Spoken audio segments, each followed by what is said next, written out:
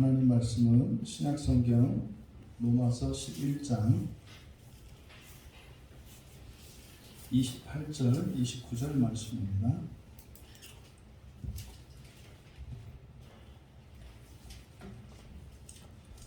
신약성경 256쪽에 있습니다. 우리 같이 한 목소리로 함께 읽겠습니다.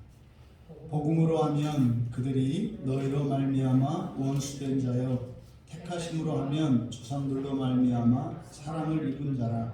하나님의 은사와 부르심에는 후회하심이 없느니라. 아멘. 너희로 말미암아 원수된 이들이라는 제목으로 설교하려고 합니다. 우리가 지금 함께 읽어본 것처럼 28절의 내용이 참 난해합니다. 왜냐하면 여기서 말하는 그들이라는 것은 유대인들을 가리키는 말인데, 그들이 너희로 말미암아 원수가 되었다 이렇게 얘기를 합니다. 그리고 또 조상으로 말미암아서는 사랑을 입은 자다. 여기서 원수된 자요 사랑을 입은 자라고 하는 것은 하나님을 두고 하는 말입니다. 하나님께 원수된 자이기도 하고 하나님께 사랑을 입은 자라는 거예요. 그런데 이것이 지금 여기서 너희는 이방인들을 말합니다. 이방인 그리스도인이죠. 이방인 그리스도인. 그러니까 이방인 그리스도인으로 말미암아 원수가 된 이유가 복음이라는 겁니다. 복음을 따라서는 원수가 된다. 그러니까 이것이 사실 바울 사도가 오랫동안 고민하였던 동족인 유대인의 구원에 대한 그런 갈망과 깊은 고민에 대해서 이제 답을 얻은 겁니다. 아, 이런 것이구나. 그것을 지금 11장에서 풀어내고 있는 거죠. 그러니까 왜 유대인들이 그렇게 하나님으로부터 끊겨진 자 같았고, 하지만 그것이 영원히 버림받은 것이 아니라 오히려 이스라엘의 그 불순종으로 인해서 일시적으로는 끊겨지는 것 같이 돼서 하나님으로부터 저주받은 자와 같이 되었지만 결국은 하나님께서 그들을 회복시키실 것이라는 것. 그런데 그들이 끊겨졌다가 다시 회복되어지는 그 사이에 일어날 어떤 일들, 이게 이제 결론적으로 말하면 이방인의 구원이라는 거예요. 그러니까 이것이 사실은 말로 하기는 쉽습니다만 인간의 이 지성으로는 이해하기 어려운 이야기입니다. 우리가 종종 하는 이야기가 있잖아요. 하나님 안에서는 실패도 성공이 된다. 뭐 이런 거예요. 예수를 믿는 사람들이 항상 당당하고 그렇게 긍정적으로 살아갈 수 있는 것은 뭐 그렇게 해야 잘 되기 때문이 아니라 우리의 범죄와 불순종까지도 하나님께서는 순종으로 말미암는 어떤 결과를 이뤄내시기 때문이에요. 여기의 조건은 뭡니까? 믿음을 따라 그 소망을 가지고 살아가는 거예요. 그러면 28절의 이 말씀을 좀 더 자세히 쉽게 이해하기 위해서는 바로 앞에 27절에 있는 내용을 우리가 한 번 더 들여다보아야 합니다. 바로 앞에 27절에 보시면 내가 그들의 죄를 없이 할 때에 그들에게 이루어질 내 언약이 이것이라. 이것은 이사야서 27장 9절의 인유입니다. 이사야서 27장 9절에 전체는 아니고 그래서 일부를 가져왔는데, 그것도 우리말 성경이 아니라 우리말 성경은 그렇게 돼 있어요. 야곱의 불의가 속함을 얻으며 그의 죄 없이 함을 받을 결과, 이 부분을 인용한 거거든요. 그의 죄 없이 함을 받을 결과.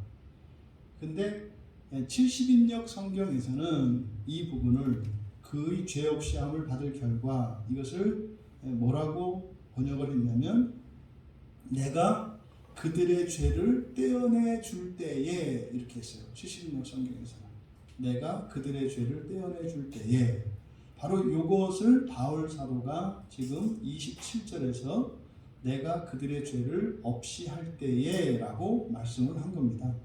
여기서 없애다 라고 하는 말이 아포와 하이레오라는 말이 합성어예요.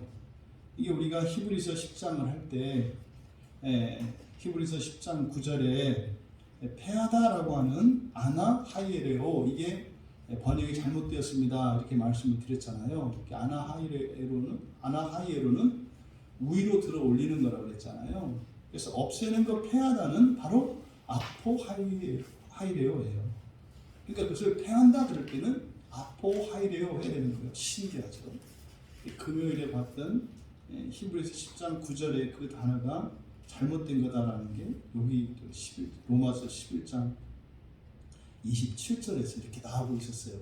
전 몰랐지만 이제 하면서 본 거죠. 그러니까 여기서 죄를 없이 하다 할 때 여기에 사용되는 단어가 이제 아포와 하이레오의 합성어, 그래서 아파이레오라는 말을 쓰고 있어요. 이게 이제 없애는 거거든요. 그러니까 죄를 없앤다. 이제 이 단어를 쓴 이유가 뭐다? 70인역 성경에서 그렇게 했기 때문에 그렇게 채용을 한 것이다. 그러니까 지금 여기서 그들의 죄를 없이 할 때, 그러니까 죄를 없이 하는 것, 이것과 27절 뒤에 그들에게 이루어질 내 언약이 이것이라 한 것 같으니라. 요 이제 하반절, 27절의 하반절은 예레미야 31장 31절의 인유입니다. 그러니까 여기서 그들에게 이루어질 내 언약이 이것이라 할 때 내 언약, 이거 무슨 언약이에요? 새 언약이라고요. 그러니까 지금 바울 사도께서는 예레미야 선지자가 말씀한 새 언약의 성취, 그리고 동시에 이사야 선지자가 이야기하였던 이스라엘의 회복, 이 둘을 같이 27절에서 말씀을 하는 거예요. 그러니까 유대인에게서 죄를 뜯어내실 때, 죄를 뜯어내셔서 온전하게 할 때 비로소 새 언약이 성취될 거라는 거예요. 그러니까 유대인들이 마음대로 그냥 이렇게 살다가 어느 시점이 되면 그냥 이렇게 되는 것이 아니라 하나님께서 새 언약을 이루시는 그때는 이스라엘 백성들에게서 죄가 완전히 분리되는, 뜯어져 없어지는 그런 일이 일어나야 되고, 그때 비로소 새 언약이 성취가 된다 라고 바울 사도께서 지금 말씀하는 거예요. 그러니까 이사야 선지자가 말씀했던 그 말씀과, 그러니까 뭐예요? 이스라엘 백성들에게서 죄를 없앨 것이다, 죄를 떼어낼 것이다 라는 이사야 선지자의 예언, 이것과 또 예레미야 선지자가 새 언약이 이루어질 것이다 라고 하는 이 두 말씀 사이에는 사실은 이렇게 긴장이 있어요. 그러니까 그 요 긴장을 사실 바울 사도께서 이걸 지금 설명하고 계시는 겁니다. 이것을 이사야서 27장 8절에서는 뭐라고 그러냐면 적당한 견책이라고 했어요. 적당한 견책. 그러니까 죄를 뜯어내는 것, 그것을 뭐라고 했다? 적당한 견책이라고 했다고요. 적당하다라고 하는 의미는 단지 이스라엘 백성들에게 뿐만 아니라 하나님의 구원의 계획에 딱 맞는 이런 의미인 거죠. 그래서요, 불순종한 이스라엘을 마침내 이제 구원을 성취하시는데 그 사이에 어떤 일이 일어난다는 거예요. 이걸 이제 견책이라고 한 거거든요. 그러면 그 견책이 뭐냐? 27장, 이사야서 27장 8절에 이렇게 되어 있어요. 주께서 백성을 적당하게 견책하사 쫓아내실 때에 동풍 부는 날에 폭풍으로 그들을 옮기셨느니라. 다시 한번 읽어드릴게요.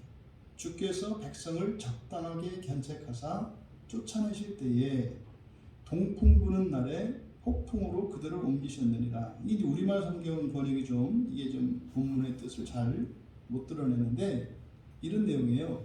그러니까 동풍이 부는 날에 폭풍을 멈추셨다, 이렇게 되는 거예요. 동풍이 부는 날에 폭풍을 멈추셨다. 그럼 이 폭풍이라고 번역된 말은 사나운 바람이에요. 사나운 바람. 이 사나운 바람은 하나님의 징계를 의미합니다. 하나님의 징계. 그래서 성경에 폭풍이라고 하는 것은 하나님의 징계를 의미해요.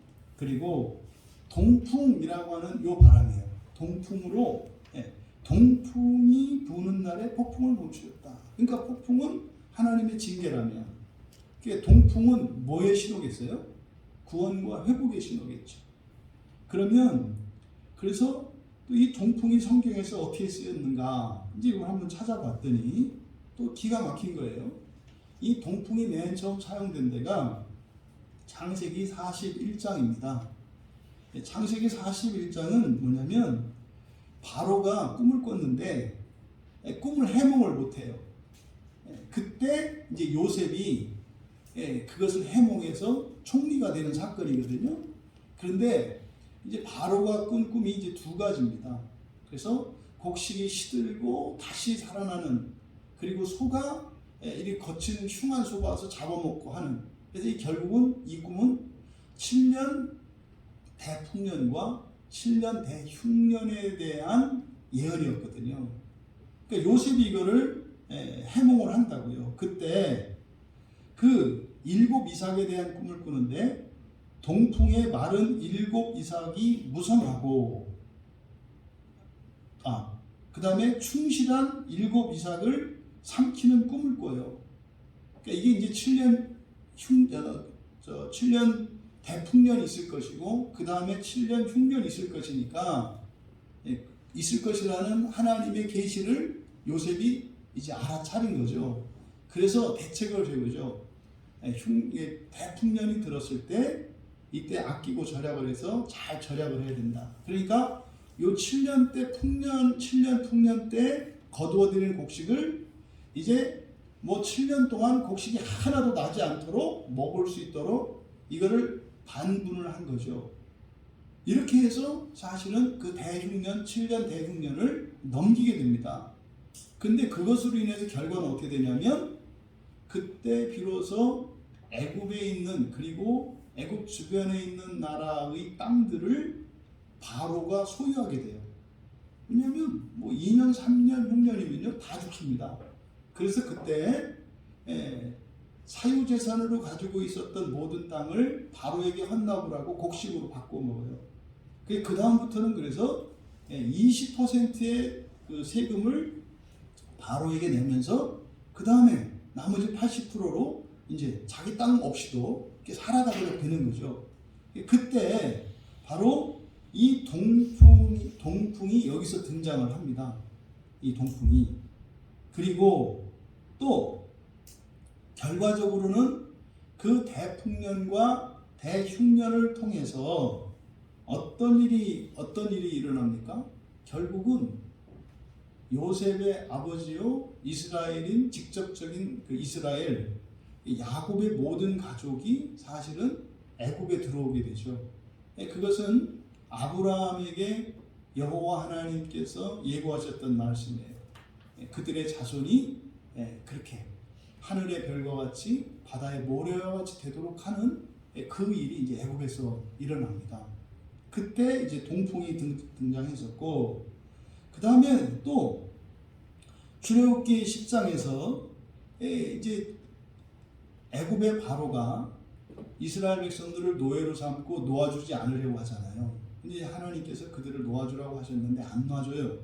그때 출애굽기 10장에서 10가지 재앙 중에 메뚜기 재앙이 있거든요. 이 메뚜기 재앙이 동풍으로 말미암아서 시작이 됩니다. 동풍으로 메뚜기를 애굽에 보내세요. 그것이 애굽에게는 큰 재앙이었죠. 그런데 결국 그것을 통해서 하나님의 백성인 이스라엘 백성들을 놓아주게 되는 그런 하나님의 징계가 됩니다. 결정적으로 출애굽기 14장에 이제 애굽에서 바로가 놓아줬고 이제 그들이 가나안 땅을 향해서 가는 첫 번째 가장 중요한 난관이 홍해였습니다. 홍해가 갈라질 때 어떻게 갈라져요? 동풍으로 갈라집니다. 그러니까 홍해 서쪽에 애굽이 있죠. 애굽을 떠나온 이스라엘 모세와 이스라엘 자손들이 서 있고 이제 막다른 길, 바다가 가로막고 있는 그 길에서 이제 바로가 변심해서 그의 병거를 이제 몰고 이제 전부 다 죽이겠다고 작정하고 막 쫓아옵니다. 그때 하나님께서 불길로 막아주시면서 앞으로 길을 열어주시는데 그 홍해의 건너편 동쪽에서 바람이 불어와요. 그래서 바다가 저 끝에서부터 갈리는 거예요. 이쪽에서부터 나오는 게 아니라 저 끝에서부터 바다가 이렇게 갈라지면서 다가오는 겁니다. 그리고 바닷길이 열린 거죠. 그래서 이때 바로 이 동풍, 성경에서 창세기와 출애굽기에 등장하는 이 동풍이라고 하는 것은 하나님께서 하나님의 백성들을 구원하시기 위해 사용하시는 권능의 수단이에요. 그리고 이 동풍이 불고 나면 구원의 진전이 일어납니다. 그러니까 이스라엘 백성들이 출애굽할 때 사실은요, 들어갈 때는 순수히 이스라엘 자손 순수 혈통만 들어갔잖아요. 근데 나올 때는 누가 같이 나와요? 이방인이 같이 따라 나와요. 그래서 동풍으로 열린 홍해 바닷길에 이방인의 구원으로 진전이 일어난다고요.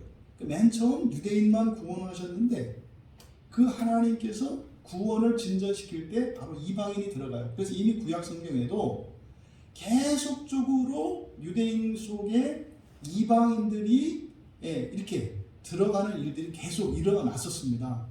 근데 유대인들은 그것을 의식하지 않았죠. 근데 지나고 보니까 이제 바울은 그걸 알겠는 거죠. 그래서 이제 이스라엘에게 있었던 여러 가지 환난들, 또 그들이 결국 그것은 그들의 범죄로 인한 거거든요. 범죄로 인해서 하나님께 견책을 당하고 쫓겨가는, 그래서 바울 사도가 설명한 것처럼 참감나무에서 잘려나간 것 같은, 이게 쫓겨나간 거죠. 그 시간, 잘려나간 시간 속에 그 사이에 누가 들어와요? 이방인의 구원이 들어온다는 거예요. 그러니까 지금 사실은 바울 사도가 기뻐하는 것은 뭡니까? 하나님의 그 구원의 섭리를 깨닫고도 놀라서 찬양하고 있고, 또 한편으로는 그 이전까지 이제 그리스도인이 되어서 이방인의 사도가 되어서 복음을 전하며 이방인들을 구원하는 일을 감당하는데 자꾸 종종 그 생각이 드는 거예요. 내 동족은 구원하지 못했는데 내가 이방인들을 이렇게 구원하고 다니는 것에 대해서 깊은 죄책감도 있었고 사실은 풀리지 않는 수색했겠다고요. 그게 지금 여기 11장에서 말끔이나 풀린 겁니다. 그러니까 풀렸다는 그것을 이야기해주고 있는 거죠. 왜 그랬다는 겁니까? 한마디로 말하면 구원의 목표가 달랐기 때문이라는 거죠. 유대인들이 그렇게 끊겼던 이유는 이런 거예요. 교회 안에서 지금 많은 목사님들과 많은 신자들이 고민하는 게 있어요. 왜 예수를 믿었는데 사람이 안 바뀔까요? 왜 예수를 믿었는데 사람이 안 바뀔까? 이거는 유대인도 마찬가지예요. 하나님으로부터 택함을 받았는데요. 그리고 율법을 받았는데요. 안 바뀌어요. 그러니까 하나님의 특별 계신 온전한 하나님의 말씀인 율법을 가지고 있는 유대인들이나 그것과 상관이 없는 우리나라 사람들이나 별반 다르지가 않아요. 뿐입니까? 다른 나라, 다른 민족 마찬가지예요. 이렇게 대조해보면 별로 다른 게 없다고요. 거기에서도 잘나고 훌륭한 사람이 있고요. 못나고 못돼 먹은 사람이 있고요. 어디나 다 마찬가지예요. 그런데 하나님의 말씀을 직접 받은 유대인은 사실 그걸 뛰어넘을 수 있었거든요. 아니 그래야 하나님 말씀이죠. 아니 그렇잖아요. 벌도 똑같은 일벌인데 로얄 젤리를 먹고 크면 여왕벌이 되고 그냥 일반 꿀을 먹으면 그냥 일벌이 돼요. 애벌레가 똑같은 애벌레인데 무엇을 먹이냐에 따라 다르다고요. 이게 참감남나무와 돌감남나무의 핵심이라고 그랬잖아요. 어떤 나무의 진액이냐가 중요하다 이 말이에요. 그러면 유대인들, 구약의 이스라엘 백성들은 사실은 하나님의 참된 진리를 받았기 때문에 그 진리를 받았으면 어떻게 돼요? 본성도 변하고 다 변할 수가 있는 거예요. 그런데 안 변했어요. 근데 그거는 지금 이 시대를 살아가고 있는 그리스도인들에게도 마찬가지예요. 어떤 사람이 예수를 안 믿다가 예수 믿고 이제 교회에 왔어요. 뭐 조금 달라지는가 보다 했더니 뭐 어느 정도 끝나버리는 거예요. 그 다음부터는요. 이제 막 가는 거죠. 이게 지금 교회 안에서 그리고 하나님의 이 구속사에서 계속 반복되는 일이에요. 그래서 오죽하면 창조, 타락, 구속이라고 있어요. 하나님의 구원의 원리를 그렇게 얘기해요. 창타구. 창조, 타락, 구속. 근데 이게 계속 반복이 돼요. 되풀이 돼요. 창타고 이게 반복이 돼요. 왜 그래요? 바로 궁극적인 구원의 목표를 우리가 잃어버렸고 그것을 모르기 때문에 율법을 따라 하나님의 말씀을 따라 살아가야 할 이유가 없어져요. 이 땅 아래 살아가는 게 이 땅 아래에서 행복하게 사는 것이 목적이 되면 그게 목표가 되면 어느 정도 수준에 이르면 만족하게 되는 때가 와요. 생활과 조건들이 그렇게 돼요. 그러면 그 다음부터 어떤 일이 일어나는 거예요? 거기서부터 타락하고 부패하는 일이 일어나요. 이게 지금 넘지 못했던 이유다. 그래서 지금 로마서 9장, 10장, 11장에서 이스라엘의 역사를 지금 되돌아보면서 이스라엘의 그 회복에 대한 말씀을 하시면서 이스라엘이 그렇게 끊어질 수밖에 없었던 이유가 뭐였다? 구원에 대한 목표가 지상에서 이스라엘 왕국을 세우는 것이었기 때문에 그렇다. 목표가 뭐여야 된다? 하나님 나라여야 된다. 하나님 나라. 여러분, 이것은 복음의 핵심이에요.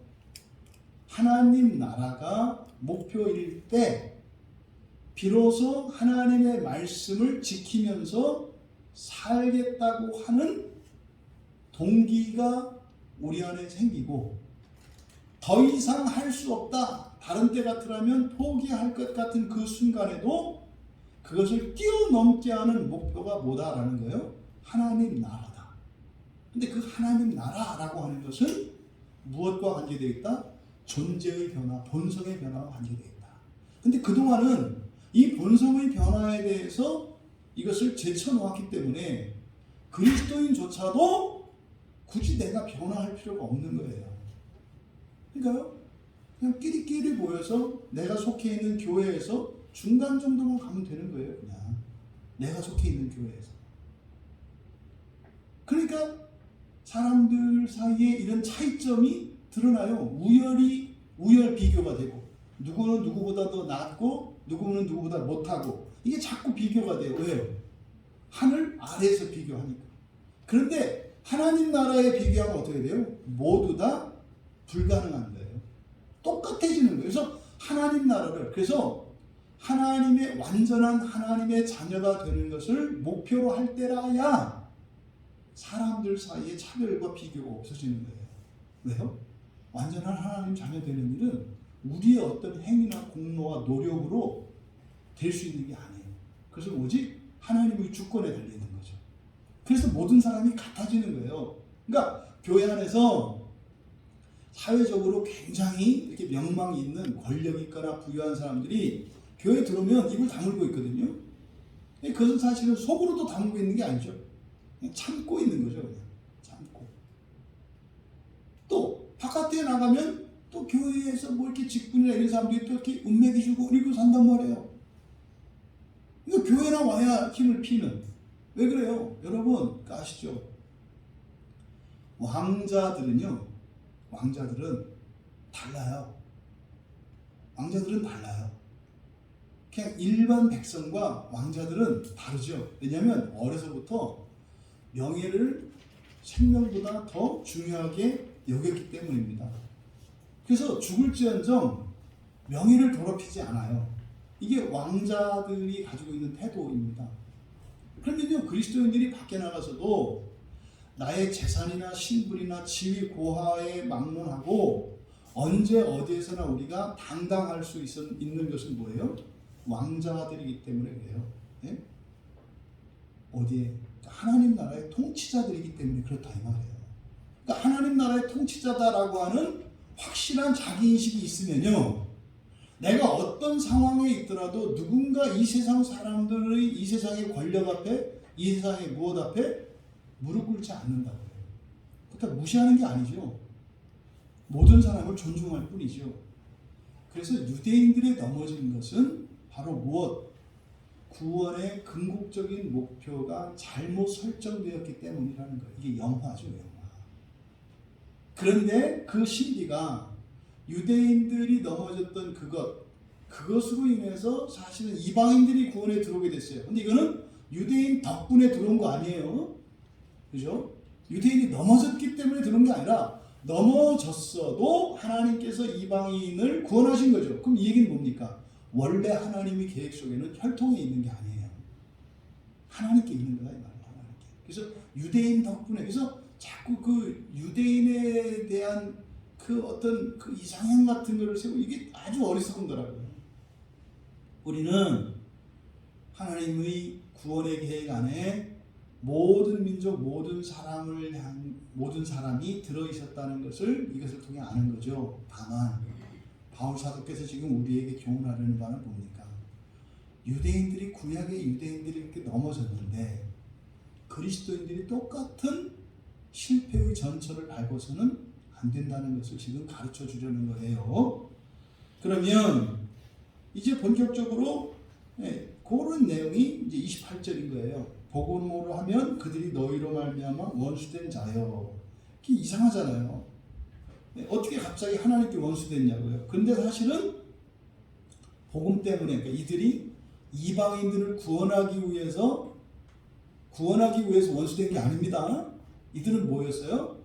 구원에 대한 잘못된 목표 설정으로 말미암아서 처음에는 하나님만을 섬기고 하나님을 예배하고 사는 듯 했지만 이제 일정 정도의 수준에 이르게 되니까 하나님을 버리고 우상을 숭배하는 일들이 이제 막 일어나는 거예요. 절기도 안 지키고 율법을 안 지키는 일들이 이스라엘 그 공동체 안에 이제 뭐 일반화된 겁니다.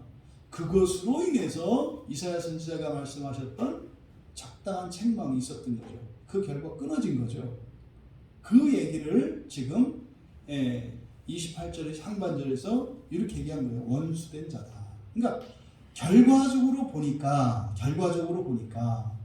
너희들이 그렇게 하나님께 불순종함으로써 이방인들이 구원의 수에 들어오게 되었다. 그래서 끊어져 있는 동안은 유대인이 하나님께 원수된 자가 된 거예요. 얼마만큼 원수돼요?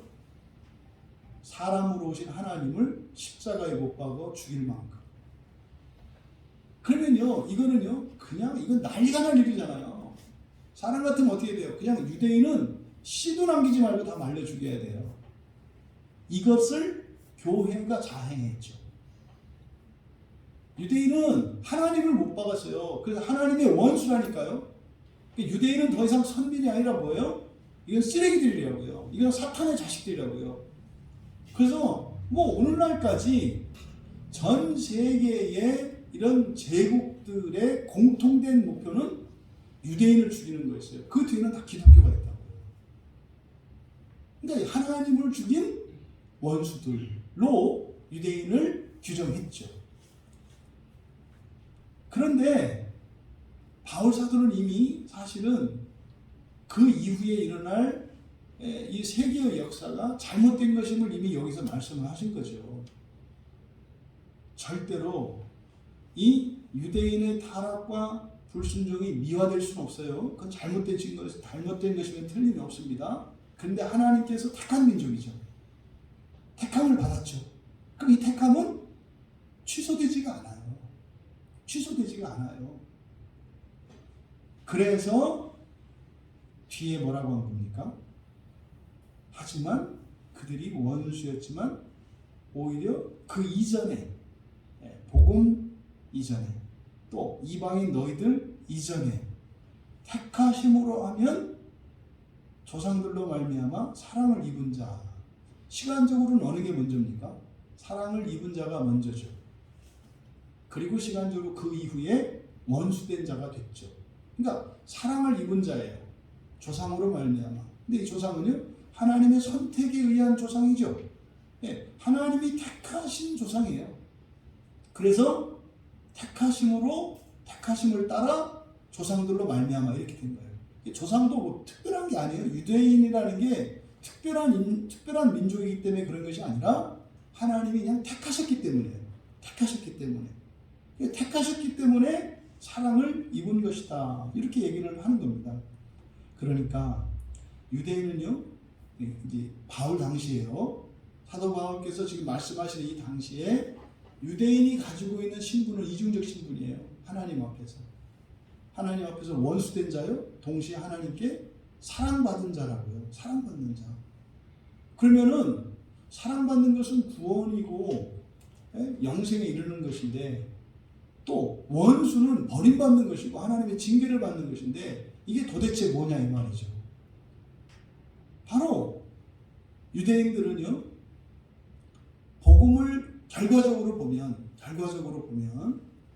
결국은 이방인들이 지금 이 편지를 받고 있는 로마 교인들은 거기에 유대인도 있습니다. 유대인 그리스도인이 있지만 대부분 이방인 그리스도인입니다. 그러니까 여기서 너희들이라고 하는 것은 로마 교회에 있는 이방인 기독교 그리스도인들을 지칭하는 거예요.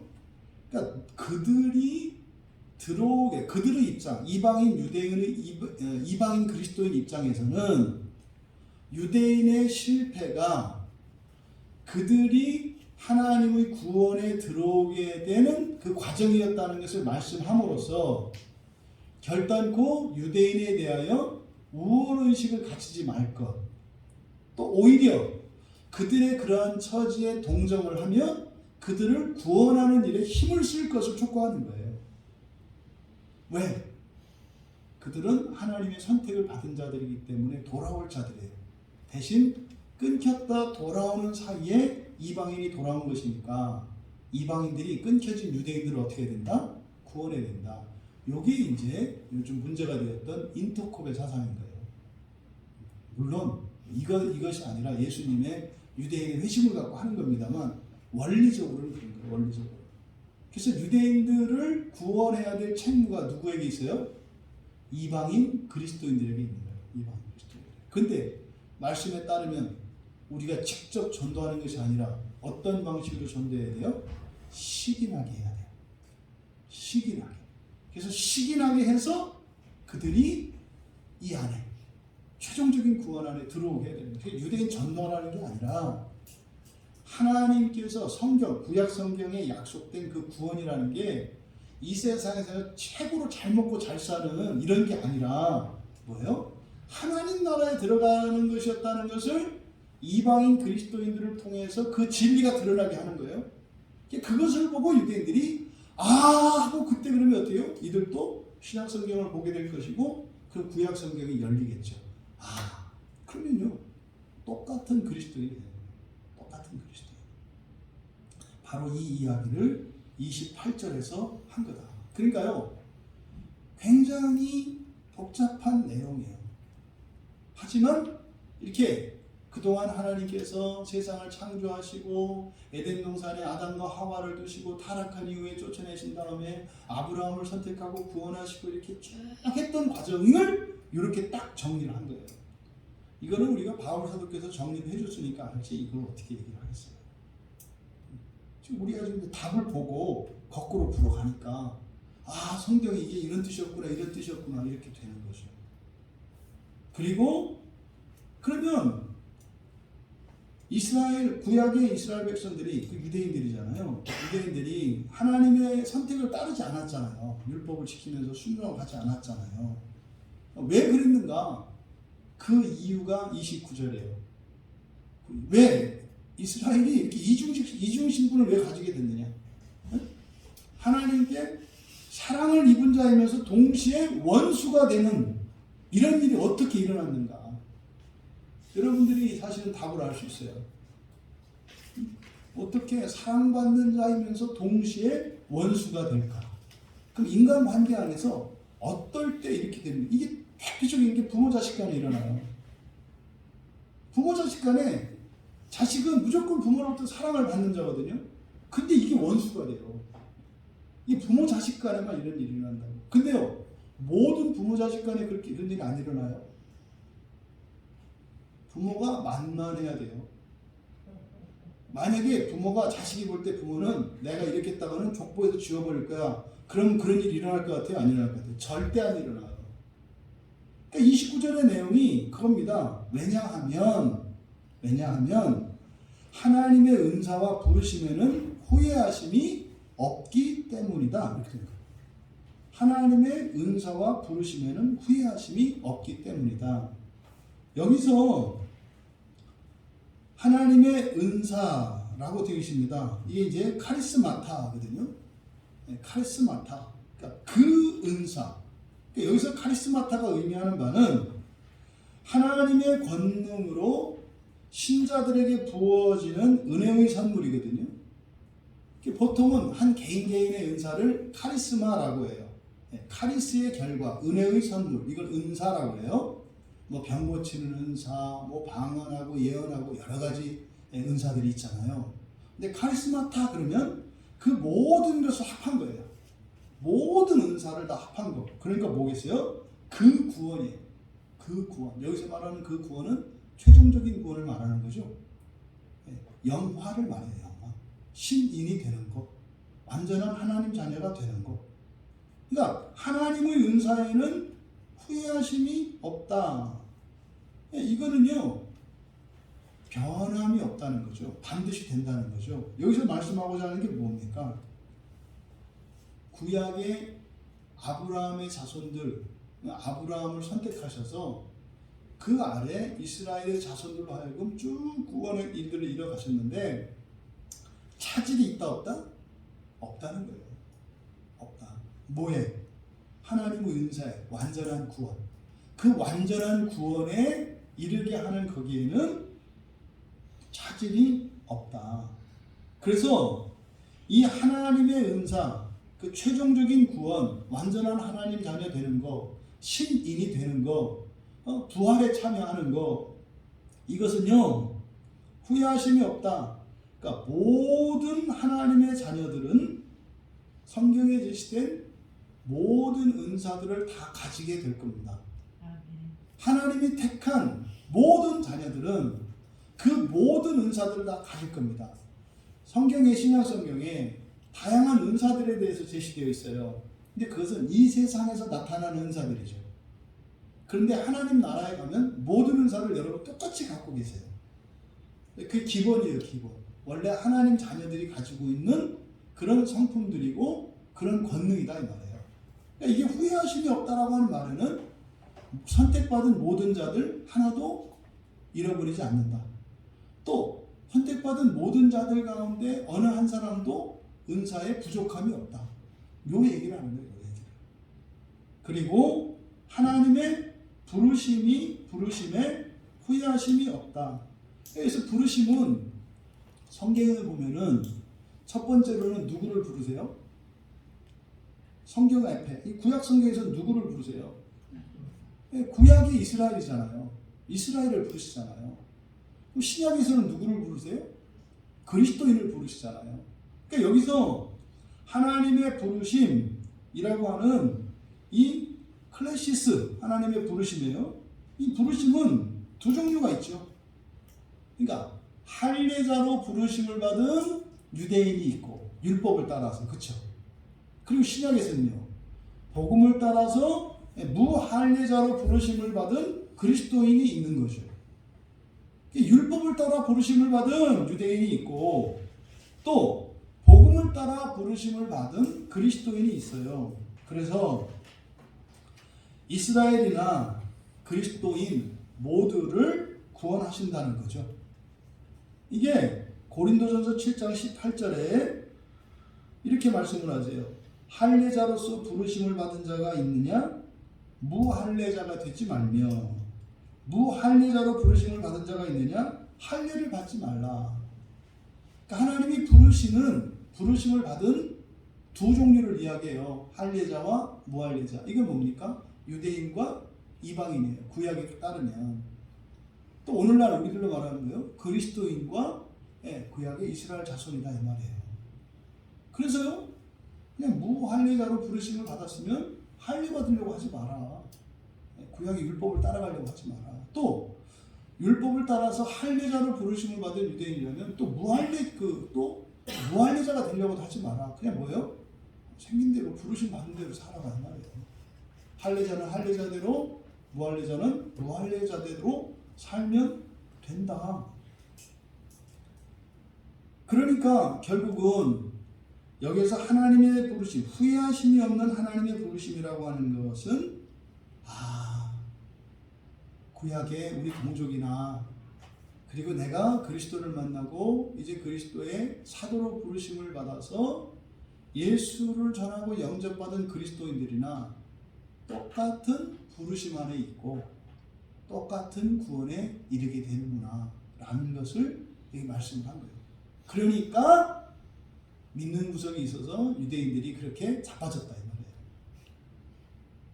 하나님이 어쨌든 우리를 구원하실 것을 믿고 그렇게 까불어서 넘어졌다 이 말이에요. 근데 바울 사도는 그 이후로 계속 하는 얘기가 뭐예요? 그렇게 넘어질 일이 아니다. 넘어질 일이 아니다. 단지 역사적으로 나라를 빼앗기고 고통당하는 것이 아니라 사후에 어떤 일이 일어난다? 지옥의 연단이 있다는 거예요. 이거를 모르니까 그리스도인들이 본성을 바꿔야 되겠다고 하는 필요를 느끼지 않아요. 그냥 살다 가면 되는 거지. 이런 아니라고 방만한 생각을 한다 이 말이에요. 이게 구약의 유대인들에게서 일어난 일이죠. 이게 지금 바울 사도께서 말씀하시는 일은 뭡니까? 너희들은 그렇게 하지 말라는 거죠. 그래서 곳곳에서 경계의 말씀들을 해요. 너희들이 남다르다고 생각하지 마라. 고린도전서 1장 26절에 너희들이 부르심을 받을 때 육체를 따라 지혜로운 자가 많지 않고 능한 자가 많지 않고 문벌 좋은 자가 많지 않다. 무슨 말이에요? 이스라엘이 아브라함이 선택을 받을 때요. 아브라함이 특별한 사람이기 때문에 선택받는 게 아니에요. 또 신약의 그리스도인들도 특별히 다른 사람들보다 뭐가 더 낫기 때문에 부르심 받는 게 아니에요. 사실은 그러면 차별이 되는 거 아시죠? 왜? 능력이 있어 조건이 돼서 부르심을 받는다면 이 조건이라고 하는 인간의 공로가 들어가잖아요. 그러니까 반대로 말하면 아브라함은 그때 당시에 살았던 사람들 중에 가장 밑바닥에 있던 사람이에요. 그래야 차별이 없지. 그래야 차별이 없지. 또 그리스도인된 여러분, 우리는 결국 뭐예요? 이 세상에서 하나도 자랑할 게 없던 사람들이었어요. 그래야 모든 사람들이 차별함이 없지. 이게 누가복음에서 주일날 설교할 때 그 70 제자들의 그 전도 사건을 통해서 그랬잖아요. 지혜롭고 슬기 있는 자들에게는 감추시고 어린이들에게 드러내 주신 것을 기뻐하며 감사합니다. 그랬잖아요. 그게 아니라 그랬잖아요. 그렇죠? 그러니까 오히려 지혜 있는 사람들, 슬기 있는 사람들, 잘한 사람들이잖아요. 이런 사람들은 힘을 쓰고 더 깊이 성경을 연구하고 말씀을 더 지켜야 되고, 어린아이와 같이 말도 띄지 못한 이런 아이들은 또 그냥 뭐 툭 치면 나오게 하셔서 지혜 있는 자나 절대 구원받을 수 없는 자나 다 구원을 받게 하신다는 거. 이거를 이제 예수님이 찬양한 거라고 그랬잖아요. 똑같은 원리, 똑같은 원리. 그래서 결국 할례자로 부르심을 받은 유대인이나 무할례자로 부르심을 받은 이방인 그리스도인들이나 똑같이 부르심을 받은 거죠. 이들에게 후회하심이 없다고요. 이들을 뭐라고 하느냐? 이들을 거룩한 부르심이라고 해요. 거룩한 부르심을 받은 자. 그러니까 무할례자든 할례자든 하나님으로부터 부르심을 받은 자들은 뭡니까? 구별된 자들이죠. 뭘로? 하나님의 소유. 하나님의 소유에서 마침내 하나님의 자녀가 되는 것이지 않습니까? 그래서 바로 몸이 하나요 성령도 한 분이시요 이와 같이 너희가 부르심의 한 소망 안에서 부르심을 받았느니라. 이게 이제 에베소서 4장 4절 말씀이거든요. 그러니까 유대인이나 그리스도인이나 한 소망 안에서 부르심을 받은 거룩한 부르심을 받은 자들이에요. 이 거룩한 부르심을 받은 자, 이것은 디모데후서 1장 9절에 보면 하나님이 우리를 구원하사 거룩하신 소명으로 부르심은, 거룩하신 소명으로 부르심은, 소명이 부르심이에요. 이거를 이제 반복을 피하기 위해서 명사를 부르심을 소명이라고 한 거고, 뒤에 있는 부르심은 부르시다라는 뜻이거든요. 그래서 우리를 구원하사 거룩하신 부르심으로 우리를 부르셨다. 그러니까 유대인이나 그리스도인이나 하나님께서 부르셨는데 그 부르심은 어떤 부르심이다? 거룩하신 부르심이다. 근데 그 부르심은요, 구원이에요. 하나님의 구원. 근데 이 구원이 어떻게 이루어졌느냐? 영원 전부터 예수 그리스도 안에서 우리에게 주신 거래요. 어떻게? 자기의 뜻, 예정이죠. 하나님의 예정과 은혜를 따라서 거룩한 부르심으로 부르셨대요. 그러니까 아브라함을 부르신 것이나 여러분 한 분 한 분을 부르신 것이나 다 뭐다? 창세 이전의 예정을 따라서 미리 세워놓은 계획을 따라서 거룩한 부르심으로 부르신 거다 이 말이에요. 거룩한 부르심은 뭡니까? 사람으로 태어났는데, 사람으로 지어졌는데 하나님과 같이 되는 거예요. 이것을 거룩한 부르심으로 부르심을 받았다. 근데 유대인들은 그걸 알았다 몰랐다? 몰랐다. 그러니까 하나님의 부르심을 거룩한 부르심으로, 다시 말해 그 하나님 나라의 영광을 목표로 살아가는 것이 아니라 이 세상에서 다른 민족, 다른 사람들보다 좀 더 나은 사람이 되려고 살았다 이 말이에요. 그러면 그거는 하나님이, 우리가 이야기하는 창조주 하나님이 아니에요. 이 세상 안에서 잘 먹고 잘 사는 일은 누구도 할 수 있어요? 천사들도 할 수 있어요. 천사들도. 그래서 흔히 말하는 기복신앙 이런 것을 쫓아가면은요, 그 하나님, 자기가 말하는 하나님은 진정한 존귀와 영광을 받으시기에 합당하신 하나님이 아니라 하나님이 피조하신 천사에 불과한 거예요. 이게 뭐다? 이게 우상숭배라니까요. 그러니까 오늘날 우상숭배는요, 이런 석상이나 목상, 돌부처 이런 데 가서 하는 게 우상이 아니라 하나님에 대한 잘못된 이해예요. 그러니까 구원에 대한 잘못된 이해를 가지면 그냥 우상숭배가 되어버리는 거예요. 그 영원하신 하나님이 하시려는 구원은 하나님 자녀 되는 거예요. 근데 하나님이 그렇게 되실 때까지 천사들이 부르셔서 이끌고 가시거든요. 근데 이끌어가는 이런 능력과 권세를 부리는 것은 중간 천사들이에요. 그러니까 이 하늘 아래에서, 이 땅에서 이런 부귀 영화를 줄 수 있어요. 천사들도. 마귀도 이걸 줄 수 있다니까요. 그 순간 우상숭배가 되어버리는 거예요. 그리고 천사숭배자가 되어버린다 이 말이에요. 이것을 우리가 이 거룩한 부르심으로 부르심 받았다고 하는 이 사실을 기억해야 돼요. 유대인들은 이걸 몰랐기 때문에 끊겼고, 그걸 반대로 그리스도인도 거룩한 부르심으로 부름받지 않으면 어떻게 돼요? 똑같이 끊기는 거예요. 이게 2000년 교회 역사죠. 많은 분들이 질문을 던져요. 왜 교회가 멸망하는가? 왜 멸망하는가? 이것은요, 거룩한 부르심으로 나아가지 않았기 때문입니다. 지금 이슬람화되어 있는 근동지방이 원래 기독교의 발원지잖아요. 교회 발원지 아니에요.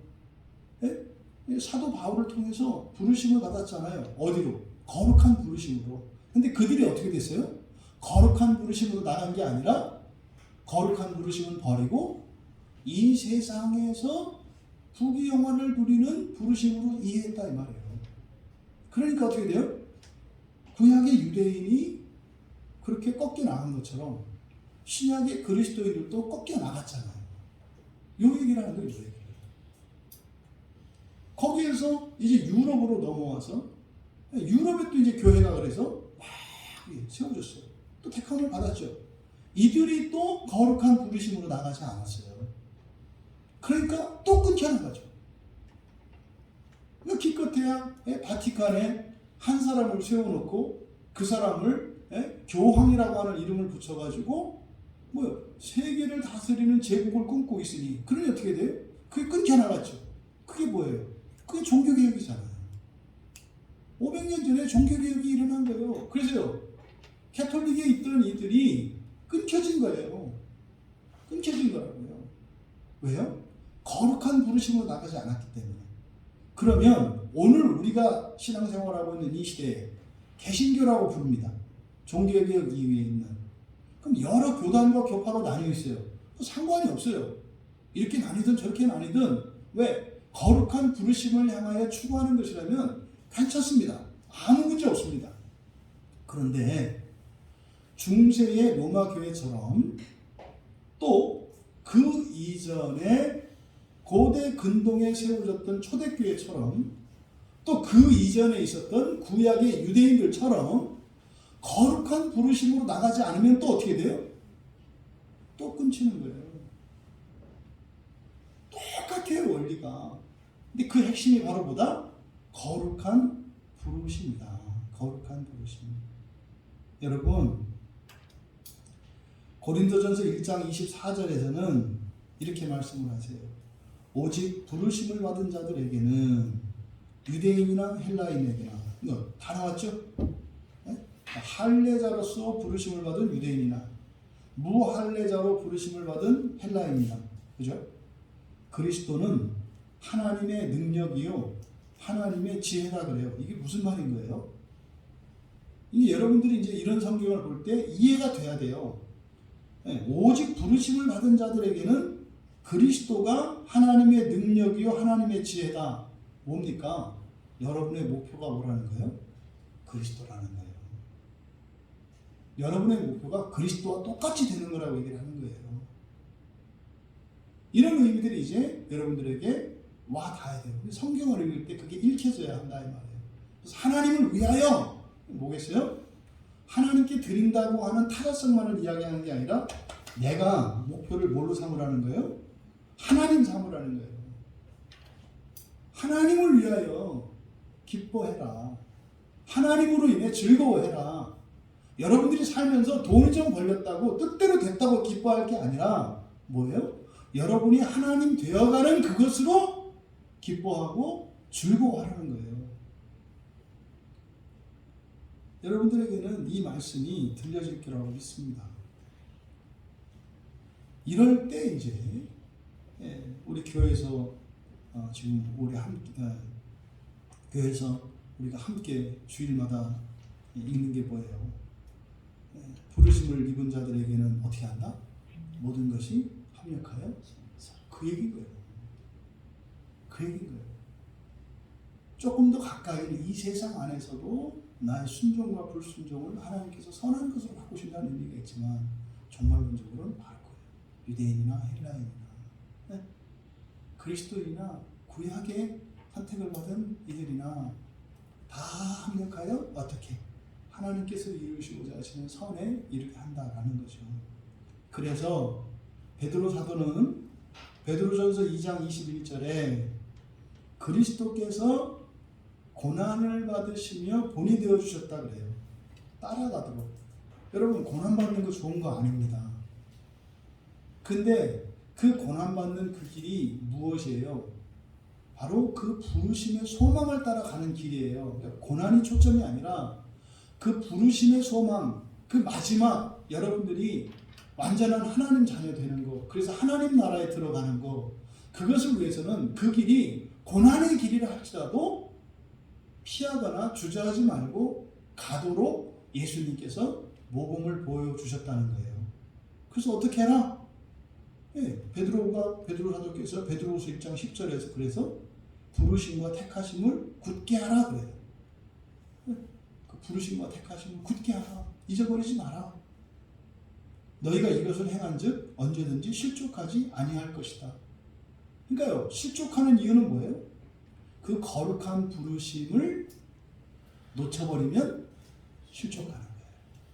여러분에게 능력이 없어서 믿음이 없어서 뭐 여러분들이 죄를 많이 여기에서 실족하는 게 아니라 그 거룩한 부르심을 붙들고 가면 어떻게 해요? 어쨌든 이런저런 일들은 있겠지만 절대로 실족하지 않을 것이다.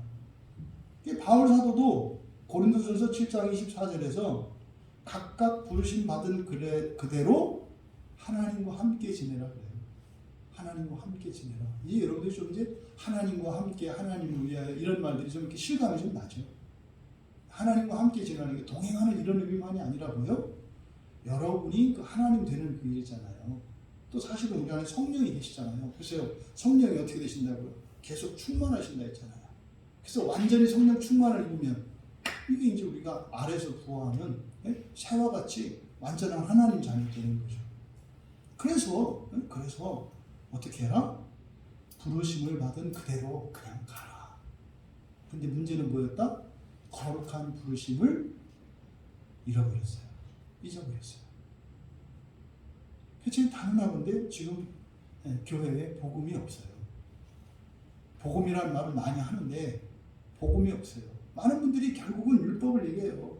이렇게 해야 된다. 또 아니면은 지식이 있어야 된다. 뭐 해야 된다. 그래요. 그래서 또 복음을 알려면 또 공부해야 돼. 공부하려면 또 똑바로 해야 돼. 똑바로 하려면 뭐 해야 돼. 그러니까 뭐예요? 또다시 율법으로 돌아가요. 복음은 다 하나라 그랬죠. 여러분, 복음이 뭐예요? 사람이 하나님 자녀 되는 거.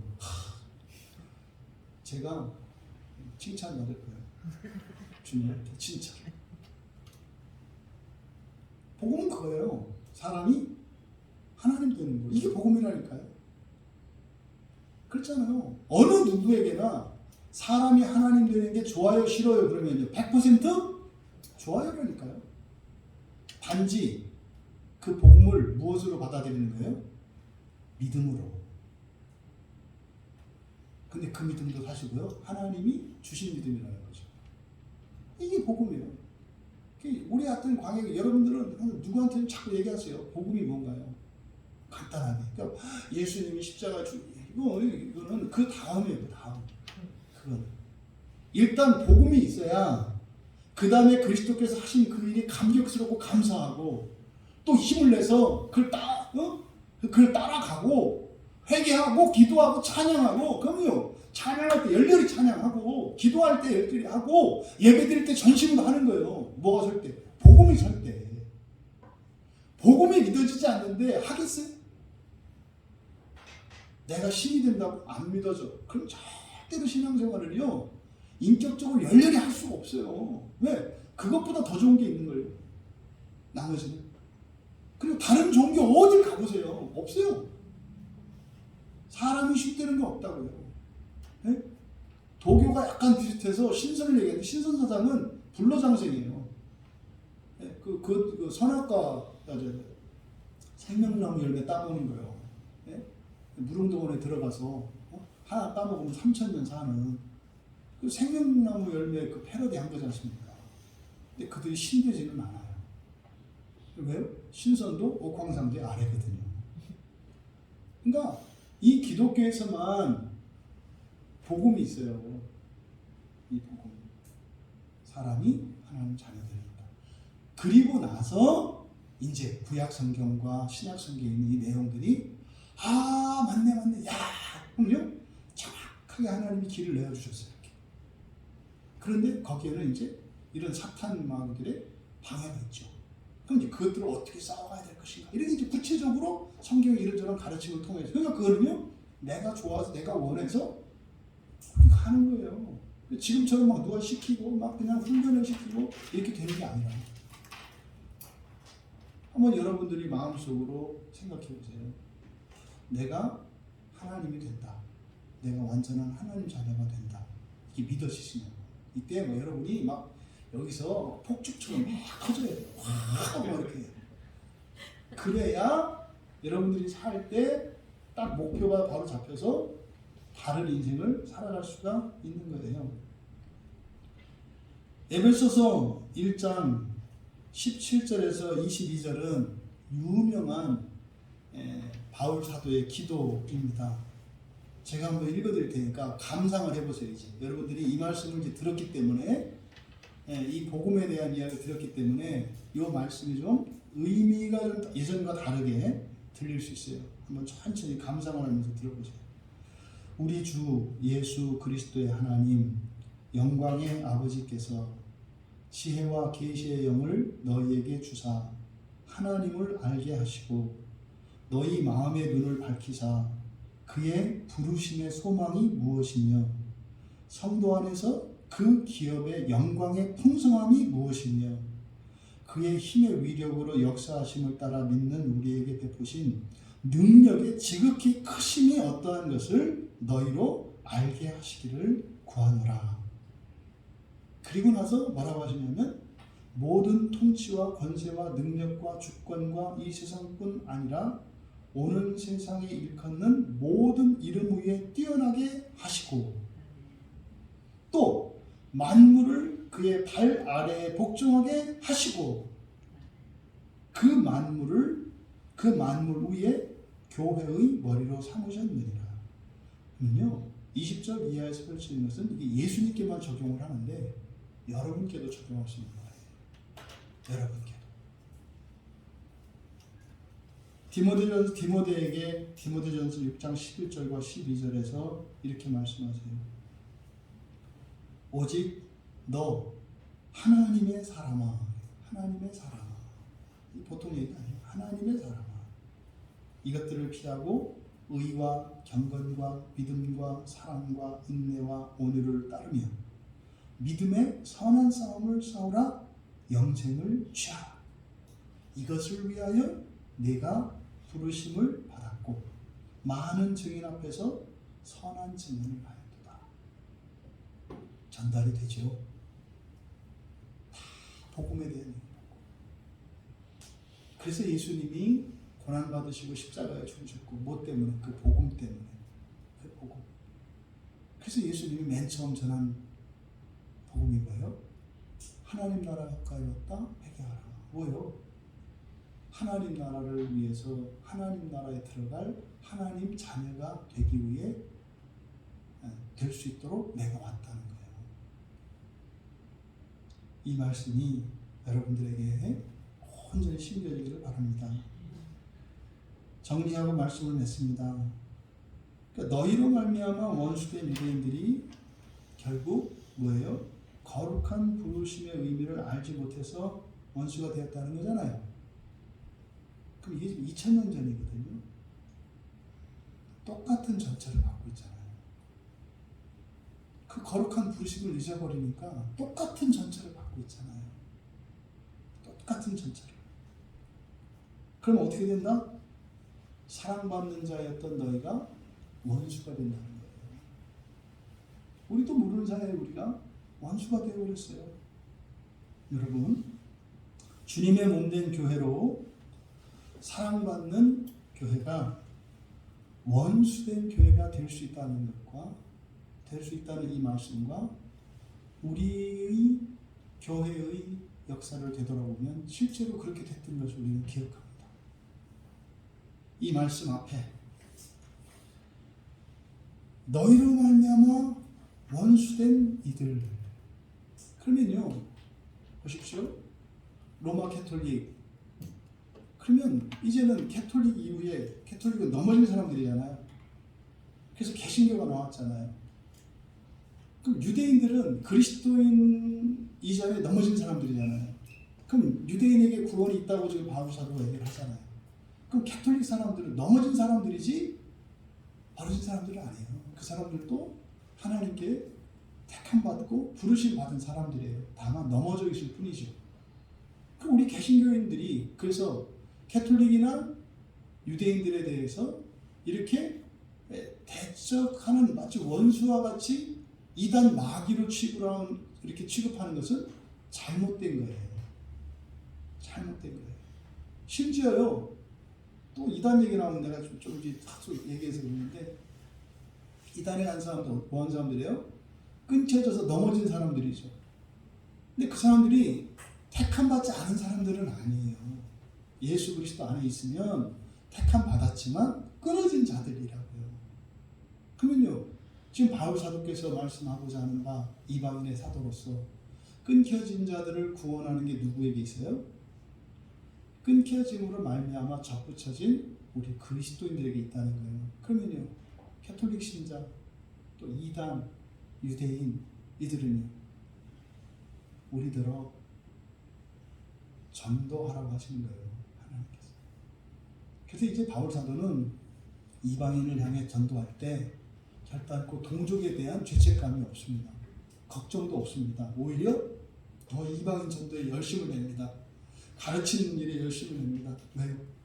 그들을 돌이키는 것은 거룩한 부르심으로 부르심 받은 것을 깨우치게 할 때라야 비로소 그들이 움찔하고 깨어나서 다시 접붙여질 것이기 때문에 참 감람나무에서 끊겨나갔던 참 감람나무 가지는 종말론적으로는 다시 접붙여집니다.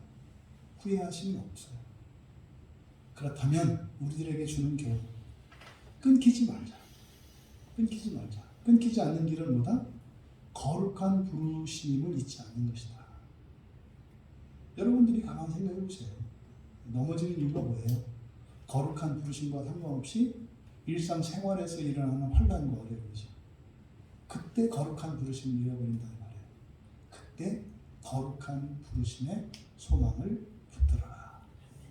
결단코 여러분들은 앞으로 하나님께 원수된 자들 되지 않기를 바랍니다. 언제나 사랑받으시는 여러분 되기 바랍니다.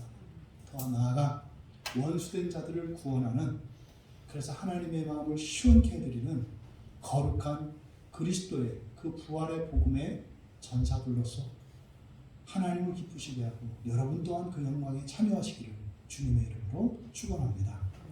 우리 잠깐 말씀을 생각하며 기도합니다.